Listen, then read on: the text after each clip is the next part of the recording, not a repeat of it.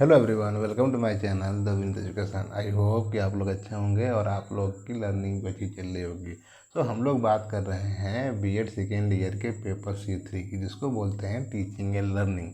इसमें एक पार्ट हमने अपलोड कर दिया है और दूसरे पार्ट पे हम लोग बात करने वाले हैं, जो कि है आपका role of concentration in learning and its enhancement.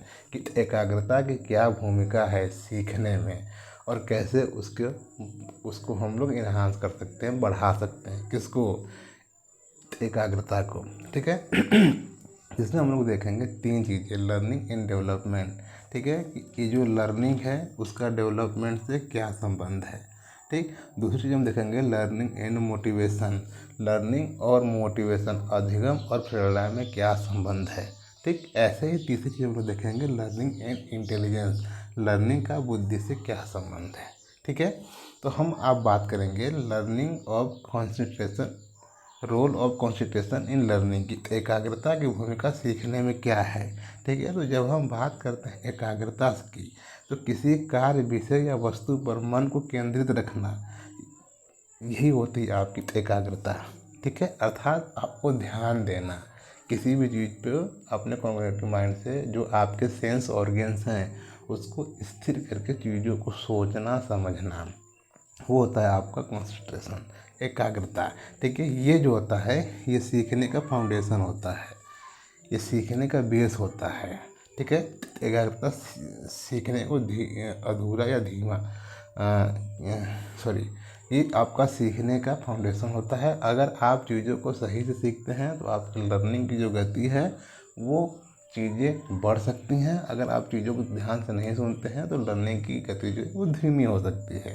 ठीक है। ये होता है आपका कंसंट्रेशन अर्थात एकाग्रता, जो इफेक्ट करता है लर्निंग में। देन उसके बाद हम देखेंगे कि इसकी भूमिका क्या है। लर्निंग में एकाग्रता की क्या भूमिका है, सीखने में एकाग्रता की भूमिका क्या है। तो इसमें पहले आपका आता है ध्यान को केंद्रित करना। कंसंट्रेशन क्या है? अपने ध्यान को एक पार्टिकुलर चीज़ पे केंद्रित करना। जिससे क्या होता है कि विद्यार्थियों को अध्ययन के विषय में ध्यान केंद्रित करने में मदद मिलती है। ठीक है, जब वो चीज़ों पे ध्यान केंद्रित करते हैं। उसके बाद क्या होता है कि जब आप किसी चीज़ों पे अपने ध्यान को केंद्रित करते हैं तो आपकी स्मरण शक्ति में वृद्धि होती है। अर्थात आपका जो कॉग्निटिव माइंड है उसका जो स्टोरेज है उसमें वृद्धि होती है। ठीक है, वो बढ़ता है, ग्रोथ होता है। देन उसके बाद जब वो चीज़ें ग्रोथ होती हैं तो क्या होगा कि आपको समझ में सुधार होगा। अब आप चीज़ों को आसानी से समझ जाएंगे। जो भी कोई आपको किसी भी कॉन्सेप्ट पे बात करेगा तो उसको आपको समझने में आसानी होगी। क्यों? क्योंकि आपको उस पर्टिकुलर कॉन्सेप्ट से संबंधित कुछ इन्फॉर्मेशन आपके कॉग्निटिव माइंड में ऑलरेडी स्टोरेज है। ठीक है, इसलिए। देन उसके बाद आप आता है छुट्टियों में कमी। जब आप चीज़ों को आसानी से सीख जाएंगे तो आप कम गलतियां करेंगे, एरर कम करेंगे। ठीक है, जब आप एरर कम करेंगे तो आपके कॉग्निटिव जो माइंड है उसमें अलग अलग क्रिएटिव आइडिया जो कि विकसित होगी। तो अब आप अपने साइड से क्रिएटिव थिंकिंग जो है कि शो करेंगे। अब आप एक पार्टिकुलर कॉन्सेप्ट पे अलग अलग तरीक़ों से अपने कॉन्सेप्ट, अपने आइडिया को शेयर करेंगे। ठीक है, ये होती है भूमिका आपकी कंसंट्रेशन की, एकाग्रता की। तो जब ये इतना इम्पोर्टेंट है तो इसको कैसे बढ़ा सकते हैं, इसको बढ़ाने का उपाय क्या है।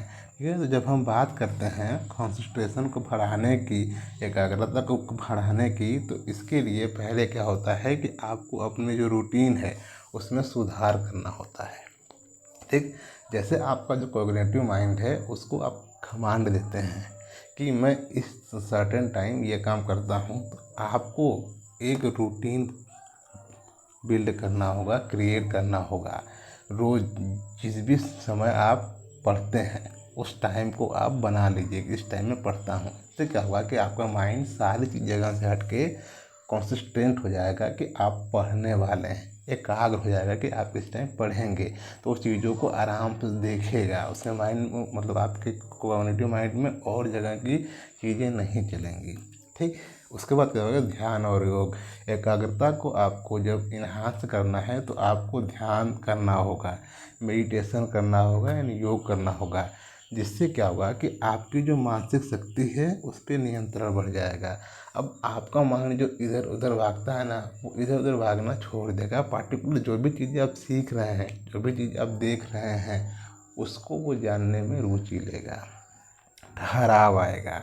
ठीक, इससे क्या होगा कि जब ठहराव आएगा तो आपका गोल जो है क्लियर हो जाएगा। अब आपके माइंड में हो जाएगा कि आपको क्या करना है या क्या नहीं करना है, आपको रील्स देखनी है या फिर एजुकेशनल वीडियो देखनी है। ये चीज़ें आपको आपको जो है कि आपके माइंड में एकदम जो है कि स्पष्ट हो जाएंगी।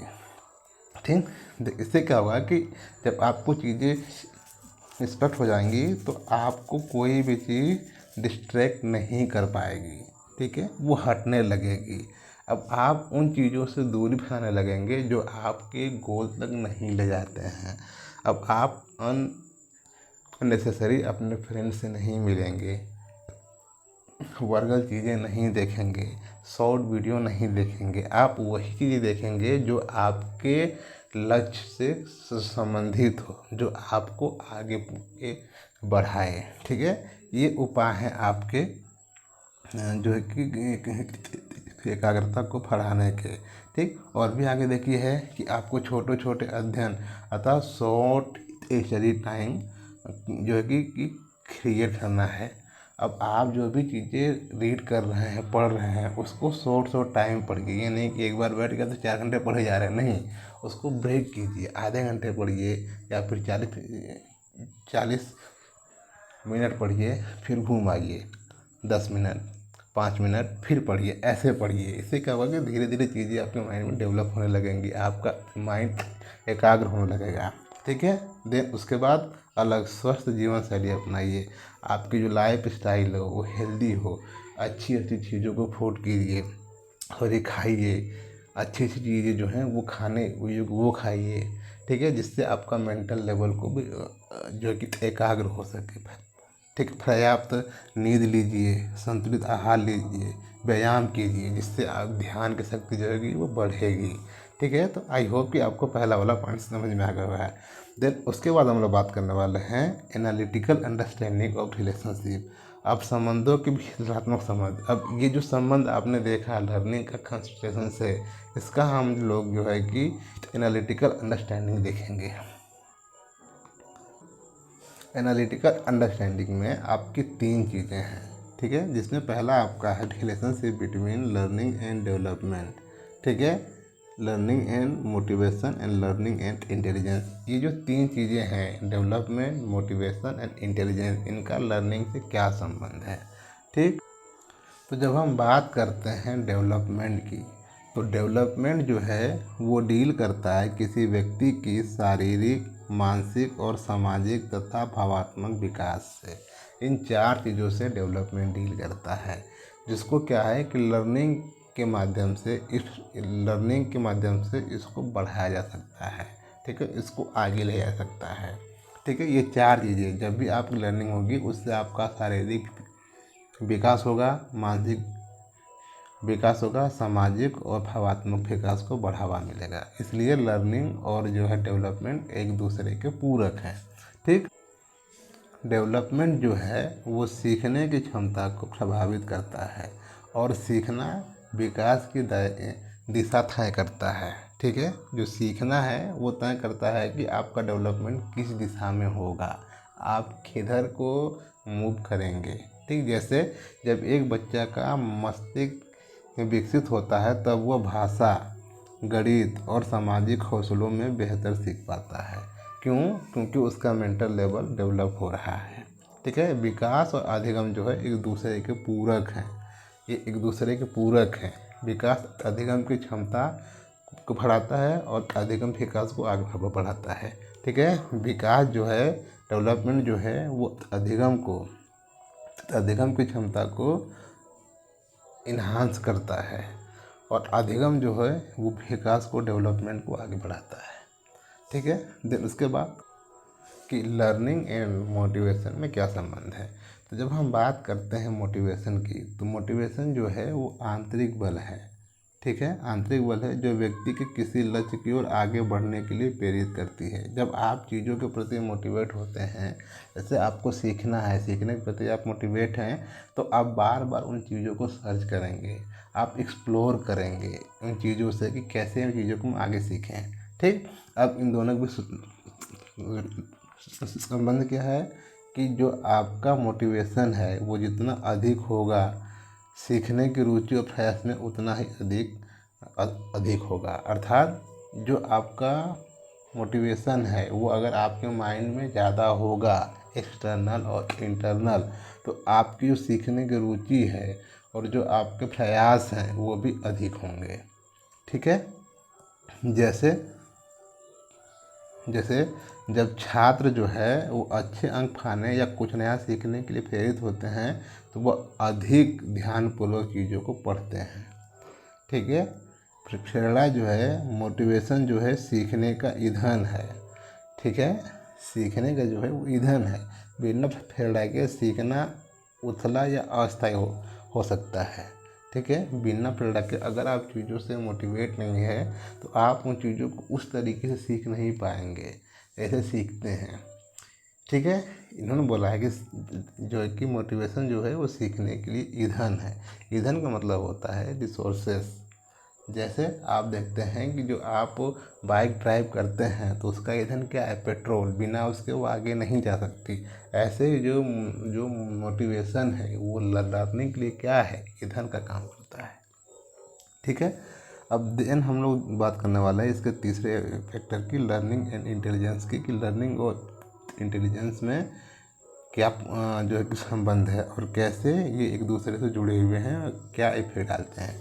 ठीक है। तो जब हम बात करते हैं लर्निंग इंटेलिजेंस की, तो बुद्धि, इंटेलिजेंस जो है, इंटेलिजेंस का मतलब होता है सोचने, समझने और तर्क करने की क्षमता, जिससे क्या हो, समस्याओं को जल्दी से हल किया जा सके। बुद्धि सोचने, समझने और तर्क करने तथा समस्या को समाधान करने की एक क्षमता है। ठीक है। तो अब इसका लर्निंग से क्या संबंध है? तो अधिक बुद्धिमान व्यक्ति नई जानकारी को जल्दी सीख लेता है। जैसे आप देखेंगे अलग अलग चाइल्ड आते हैं, gifted child, creative child, average child और डल चाइल्ड।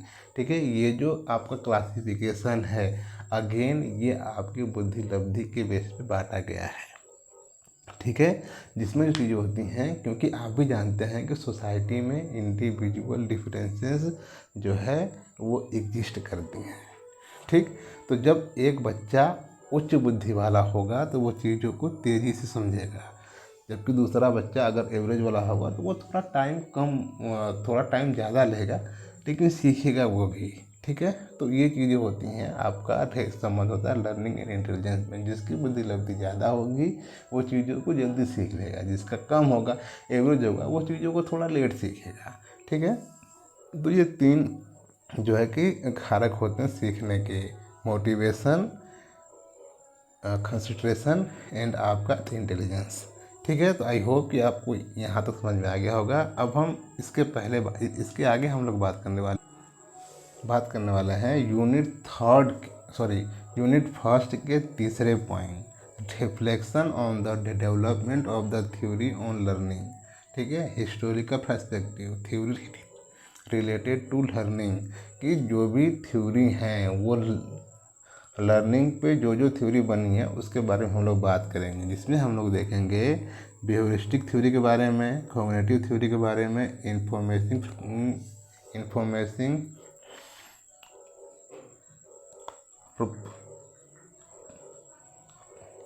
प्रोसेसिंग थ्योरी के बारे में, ह्यूमनिस्टिक थ्योरी के बारे में एंड सोशल कंस्ट्रक्टिव थ्योरी के बारे में। इसमें हम देखेंगे इसके तीन चीज़, उसके बेसिक अजम्पशंस, ठीक है, कि क्या है, जिसमें हम देखेंगे एप्लीकेबिलिटी, कैसे उसको अप्लाई कर सकते हैं डिफरेंट लर्निंग सिचुएशन में, और इन जो आपकी थ्योरी हैं इनकी क्रिटिकल अंडरस्टैंडिंग क्या है। ठीक है। तो हम लोग इस पर बात करेंगे नेक्स्ट वीडियो में।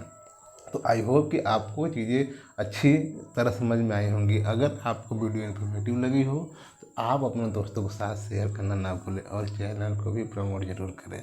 तो मिलते हैं नेक्स्ट वीडियो में। आज के लिए इतना ही। Bye everyone and take care.